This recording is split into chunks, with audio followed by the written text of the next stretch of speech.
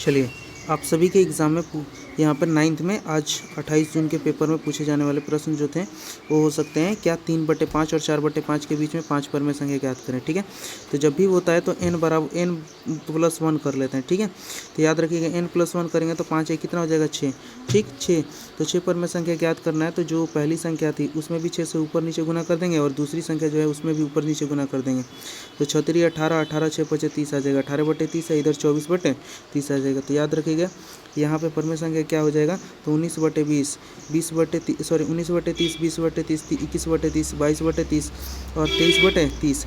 तो हम लोग इसको लिख देंगे क्या होता, 3/5 और 4/5 के बीच में 5 परमेय संख्या ये है। ठीक है, नेक्स्ट क्वेश्चन के लिए यहाँ पर देखेंगे। नेक्स्ट क्वेश्चन पूछा गया है क्या कि 0.47 पे रेकनिंग को परमेय संख्या के रूप में व्यक्त करें। तो सबसे पहले मान लेते हैं क्वेश्चन मान लेंगे और क्वेश्चन को बनाने के लिए यानी जिस संख्या पे रेकनिंग है उसको बनाने के लिए क्या करते हैं 10 से गुना करेंगे तो 4.77 आ जाएगा। ठीक है, उसके बाद से दोनों तरफ 10 से गुना जैसे ही करेंगे तो याद रखिएगा फिर से तो यहाँ पे 47 इतना आ जाएगा। ठीक, और समीकरण 3 में से समीकरण 2 को घटा लेते हैं तो देखिए बाएँ पक्ष 100x में से 10x घटाएंगे तो 90x आ जाएगा और यहाँ पे 47.47 में से 4.77 घटा देंगे तो यहाँ पे 43 आ जाएगा। तो 43/90 यानी x का मान क्या हो जाएगा 43/90।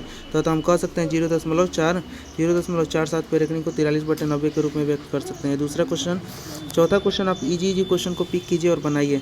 ठीक है, जिससे समय कम लगे। और देखिए 216 के पावर -3/1/3 है। तो याद रखिएगा 1/3 है तो 216 को माइनस पावर करने के लिए प्लस पावर कर देंगे बटे में भेज करके 1 के। और याद रखेंगे 216 को 6 का पावर 3 होता है, 6 का पावर 3 गुने 1/3, 3 से 3 कट जाएगा, आ जाएगा 1/6 इस क्वेश्चन का आंसर। ठीक है, चलिए यहाँ पे क्वेश्चन नंबर 5 क्या पूछा गया है कि √3 + 1/√3 का वर्ग निकालें। तो वर्ग यानी स्क्वायर कर देना। तो स्क्वायर निकालेंगे तो a + b का whole square, a² + b² + 2ab।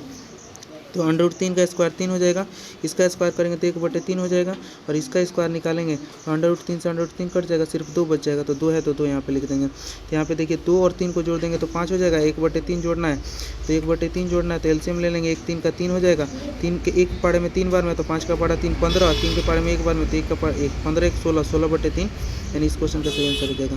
यहाँ पे पूछा गया है कि क्वेश्चन नंबर 6 में कि x² + 3x + 2 का गुणनखंड निकाले। तो x² + 3x + 2 लिख देंगे। x², 3 को क्या तोड़ देंगे तो यहाँ पे देखिए यहाँ पे 2 और 1 में गुना करने पर 2 आ जाएगा, जोड़ने पर 3, 2x + x + x यहाँ से कॉमन आ जाएगा, अंडर क्या बच जाएगा x + 2 बच जाएगा और +1 x + 2 बच जाएगा। और यहाँ से इन दोनों में से एक को लिख देंगे और इन दोनों में से एक को यहाँ पे। इस तरह से आपका एक क्वेश्चन नंबर 6 हो जाएगा। ठीक है, 7 नंबर में बोला गया था क्या कि p of x = x² - 2x + 1 को p - 1 के मान निकालें। तो इस समीकरण को लिख दिए और p of x के जगह -1 रखना है, जहाँ जहाँ x से -1 रखें तो -1 का स्क्वायर करेंगे तो +1 माइनस माइनस क्या हो जाएगा +2 और 1 है तो 1 है तो 1 2 3 3 1 की जना हो जाएगा 4। इस क्वेश्चन का सही आंसर हो जाएगा। क्वेश्चन नंबर यहाँ पे 8 इजी था, इसका शून्य ज्ञात करना था। तो p ऑफ ये बहुपद था, p ऑफ x था तो p ऑफ x को 0 के बराबर लिखेंगे। तो याद रखेंगे 2x + 1 तो x माइनस प्लस में था उधर जाएगा तो माइनस में हो जाएगा, x बराबर क्या हो जाएगा -1/2। ठीक है, एक शून्य हो जाएगा। चलिए क्वेश्चन नंबर 9 तक इसको भाग देने पर शेषफल क्या बचेगा। तो इसमें भाग देने पर शेषफल जो है x³ + 1 में x + 1 से भाग जैसे ही देते हैं तो यहाँ पर x² बार में जाएगा तो x² बार में जाएगा तो x³ हो जाएगा, x³ प्लस और 1 में जैसे ही गुना करेंगे तो x² हो जाएगा। तो इससे कट जाएगा, माइनस का आ जाएगा तो माइनस का x² प्लस का 1 तो -x से गुना करेंगे तो माइनस का x² और फिर -x में करेंगे तो माइनस का 1 x हो जाएगा। तो x² प्लस माइनस में कट जाएगा, प्लस का x + 1 आ जाएगा, x + 1 को एक बार में भेजेंगे तो यहाँ पर शेषफल 0 आ जाएगा। ठीक है, चलिए नेक्स्ट क्वेश्चन यहाँ पे ये है। चलिए 10 क्वेश्चन था दिए गए चित्र में। यहाँ पर सीधी भाषा में मैं बता देता हूँ फिगर के द्वारा। ये देखिए फिगर कुछ इस प्रकार से बनाया गया था और फिगर है और बोला है 4x से 5x से दोनों कोणों का मान ज्ञात कर देना है। ठीक है, तो दोनों कोणों का मान ज्ञात करना है। तो AOB सरल रेखा AOB है तो इसका 180 डिग्री होता है। तो AOB और AOC का योग कितना हो जाएगा 180। AO के B का भी का मान 50 डिग्री और 5x डिग्री और इसका 4x है तो ये हो जाएगा 180, 4 5 9, x का मान 20 आ जाएगा।